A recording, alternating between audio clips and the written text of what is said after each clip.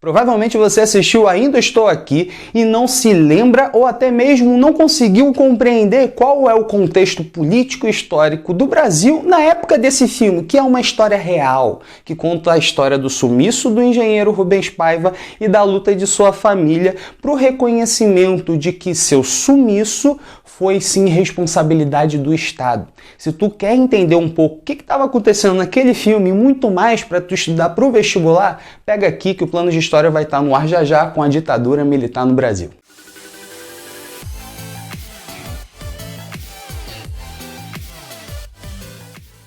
Fala meu amigo, fala minha amiga, tô de volta, professor Felipe Fazolino na área, muito prazer, tamo de volta porque o Plano de História tá no ar com ditadura militar no Brasil.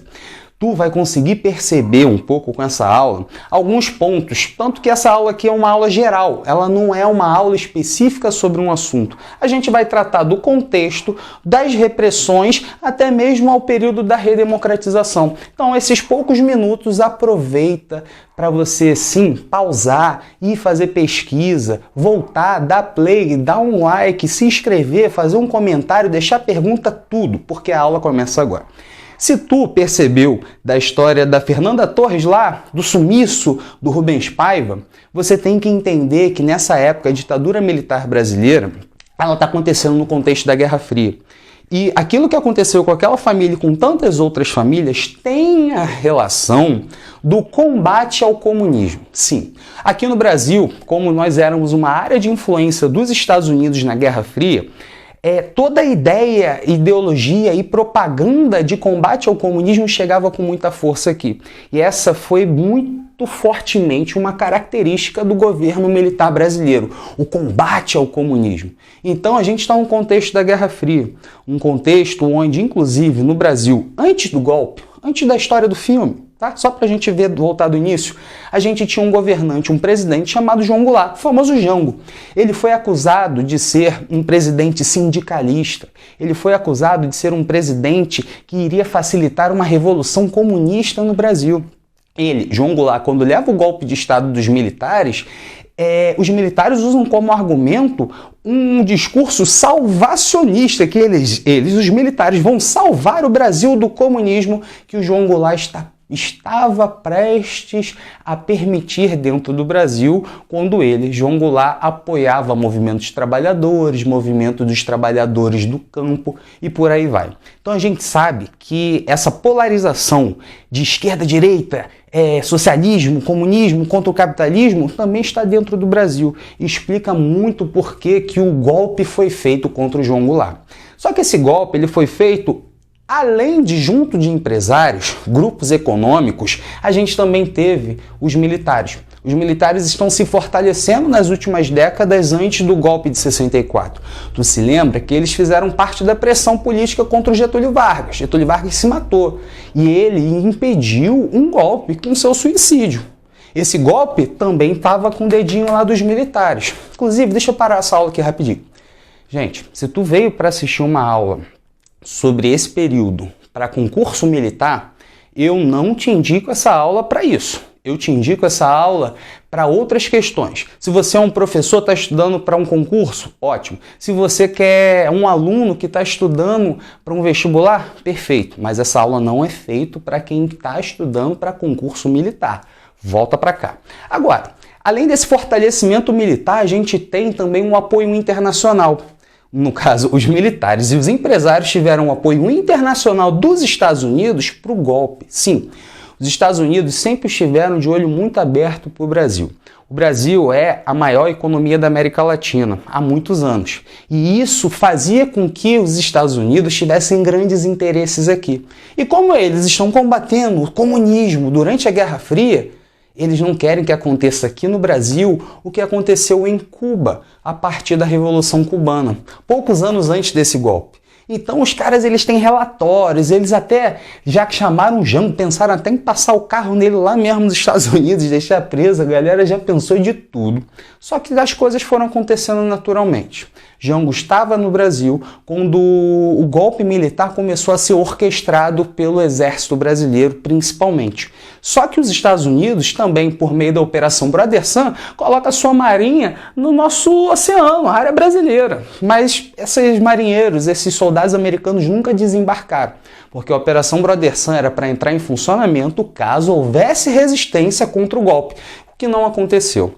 Gente, muitos políticos que apoiaram o golpe acreditavam que o exército, os militares iriam apenas fazer uma quartelada. Alguns diziam isso, tá? Que não, eles só vão tirar o governo, beleza, vão reorganizar as coisas e depois vão devolver o governo aos civis. Só que isso não aconteceu, foram 21 anos desse período ditatorial. E essa ditadura, essa repressão, ela foi aumentando a cada ato institucional. Tu que estuda a ditadura, tu sabe que a gente fala muito sobre os AIs, os atos institucionais. É como se fosse uma espécie de decreto do poder executivo, que é liderado pelo militar. Esses AIs, eles começam com a cassação de servidores e políticos com mandatos democráticos, começa com o fim das eleições diretas para presidente e, posteriormente, para governadores e prefeitos. Agora a eleição seria indireta, ou seja, somente políticos indicados pelo governo. Acaba com o multipartidarismo. Agora só existem dois partidos, a Arena e o MDB. A Arena, teoricamente, seria o partido da situação, dos militares, e o MDB, teoricamente, da oposição. Só que é um governo ditatorial. Essa democracia de fachada, ela sempre vai fazer com que o MDB seja mais frágil e a Arena mais fortalecido. Tem também nesses AIs, especialmente o 4, a convocação de uma nova Assembleia Constituinte, para a galera fazer uma Constituição com a cara da ditadura. E o auge dessa ditadura, o ponto mais famoso, é o AI-5. Aqui a repressão ela começa. O direito de habeas corpus deixa de existir. Significa que você, se for suspeito, como alerta de spoiler, se você não quer filme, não quer spoiler do filme, pausa. Como a prisão da Eunice, ela ficou presa, você se lembra no filme, ela ficou presa vários dias, sem qualquer tipo de acusação, e ela foi solta dessa forma. Isso não pode acontecer num Estado de direito democrático. Aconteceu porque existia o AI-5 e tantas outras coisas que depois você vai dar uma pesquisada. A censura aqui se fortalece. Então o AI-5 ele é o grande impulsionador dessa repressão. Até que a gente chega na década de 70. Esse período aqui é a década de 60, início e desenvolvimento da ditadura. A década de 70 ela foi muito marcada pelo milagre econômico. O Brasil cresceu com um PIB de maneira espetacular. Só que esse milagre econômico foi acompanhado da intensificação da desigualdade social, olha só que maravilha, e da desigualdade regional também. E é muito curioso você estudar as fontes históricas das propagandas que o governo fazia sobre o milagre econômico, que é Brasil, país do futuro, ninguém segura esse país. E essa propaganda ufanista que elevava a nacionalidade brasileira como um país extremamente agora organizado pelos militares, sem o comunismo, a gente está desenvolvendo o Brasil. Essa era a ideia deles. Eles pegavam a propaganda da Copa do Mundo de 1970, que fomos campeões, juntavam isso tudo, espalhava pelos meios de comunicação que chegavam aos brasileiros, que eram meios de comunicação censurados. Esses dados, eles realmente foram de crescimento gigantesco. Só que esse desenvolvimento ele teve uma barreira, e essa barreira é o cenário internacional. A década de 70 foi marcada pela crise do petróleo, pelas crises do petróleo. Isso vai afetar em muito o Brasil e vai afetar em muito esse milagre econômico que não foi realmente duradouro. Ele foi muito atrelado, relacionado ao capital internacional também. Então, quando o capital internacional quebra, a nossa economia também começa a ratear e depois a ir para trás, ao contrário.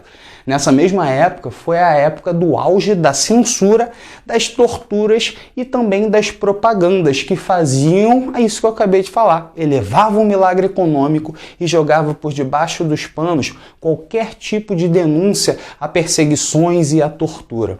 A censura, ela marcou filmes, ela marcou o cinema, ela marcou o teatro, ela marcou a televisão, ela marcou a música, a censura esteve presente até nos jornais. Agora, só para a gente acabar logo essa história aqui, a gente tem que pensar nesse processo de abertura. Porque a crise econômica facilitou muito o processo de abertura lenta, gradual e segura em direção à democracia. Essa democracia ela vai ter um impulso muito forte depois das esperanças que a lei da anistia vai trazer para as pessoas. A lei da anistia de 1979 vai perdoar todos os acusados, todos os presos políticos. Todos os acusados, exilados e presos políticos vão ser perdoados.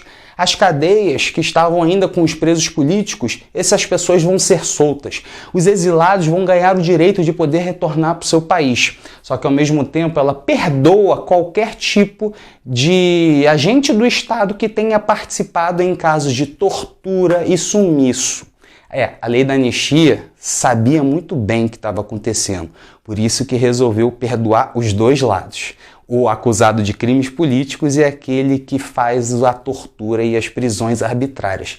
Esse processo todo vai aumentar cada vez mais as esperanças das pessoas que já estavam de saco cheio desses 20 e tantos anos de ditadura.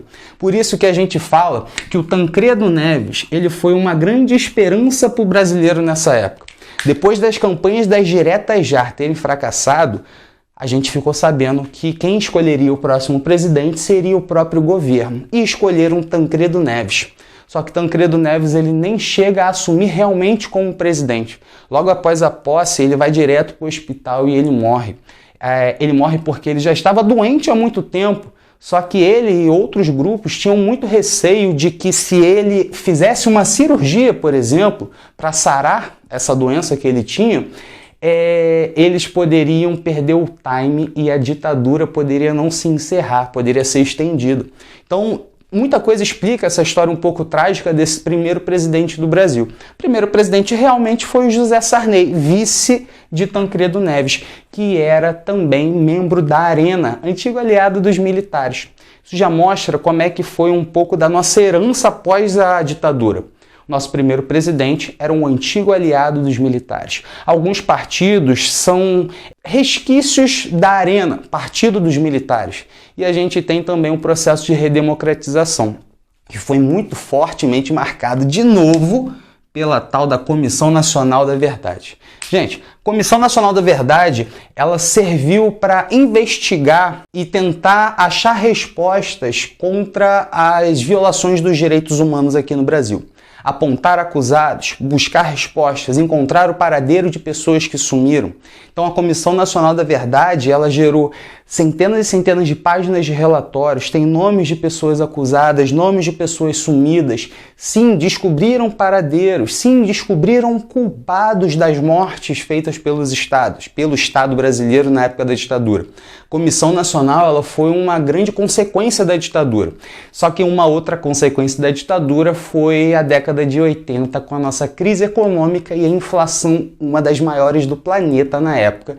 E isso durou muito tempo, só se resolvendo nos anos 90, mas aí já é assunto para outra história. Gente, deixa aqui nos comentários, escreve aí nos comentários se tu acha que alguma coisa que eu falei aqui é mais relevante do que outra, ou eu deixei de falar algum ponto que seria interessante para essa aula geral de ditadura, tá? Deixa aqui no comentário e eu deixo um beijo para você, um abraço, se cuida, fui!